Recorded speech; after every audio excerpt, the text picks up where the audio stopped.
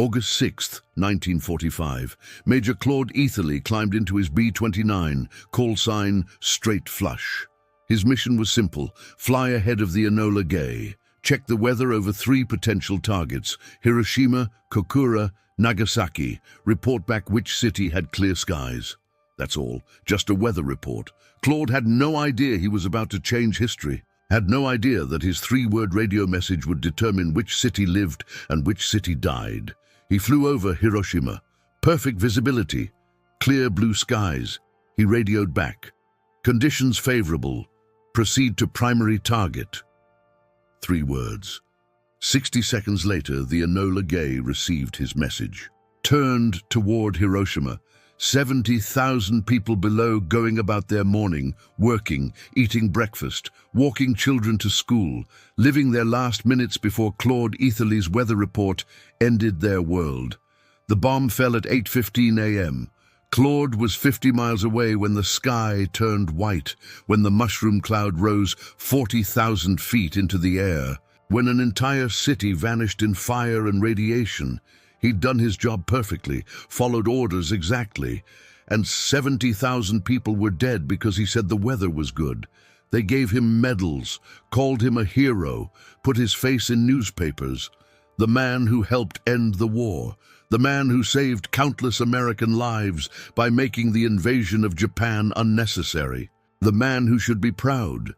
But Claude Eatherly couldn't feel pride. He felt something else, something that would haunt him for 40 years. He started having nightmares, seeing faces in the mushroom cloud, hearing screams in his sleep. He'd wake up thinking about the children walking to school, the mothers cooking breakfast, the fathers heading to work, all dead because he reported good weather. Command told him to move on.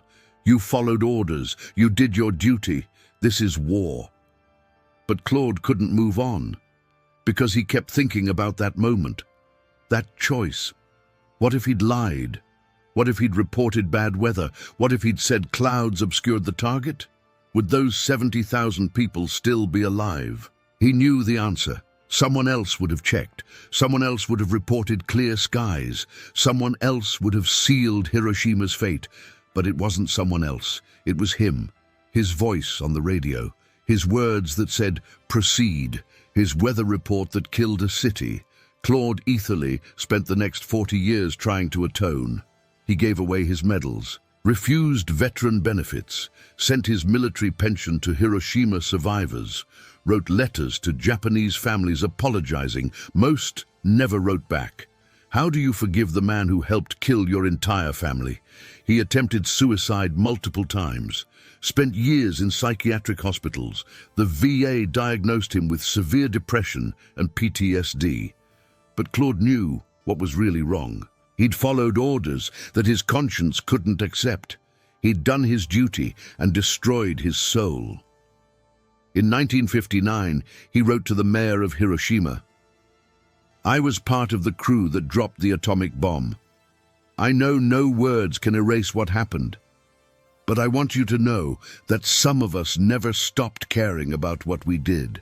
Some of us never forgave ourselves, the mayor wrote back. Your remorse does not bring back the dead, but it reminds us that those who dropped the bomb were human too, that they suffered for what they did, that war destroys everyone it touches, even the victors. Claude Eatherly lived until 1978, age 59, never found peace, never forgave himself, spent 40 years carrying the weight of those 3 words: conditions favorable, proceed. Some people say he was weak, that soldiers don't get to question orders, that war requires obedience, that Claude Eatherly should have moved on like everyone else.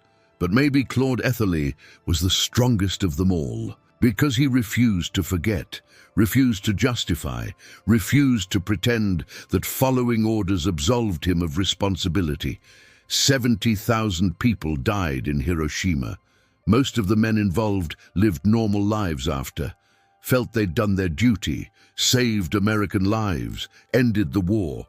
But one man, Claude Eatherly, spent 40 years saying, I'm sorry. 40 years proving that humanity survives even when we wish it wouldn't. That conscience doesn't care about orders, that some wounds never heal.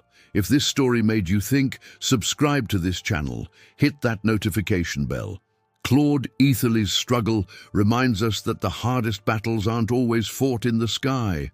Sometimes they're fought in the quiet moments when we're alone with what we've done. Share this story. Let's remember the man who refused to forget. I'll see you in the next one. Stay human.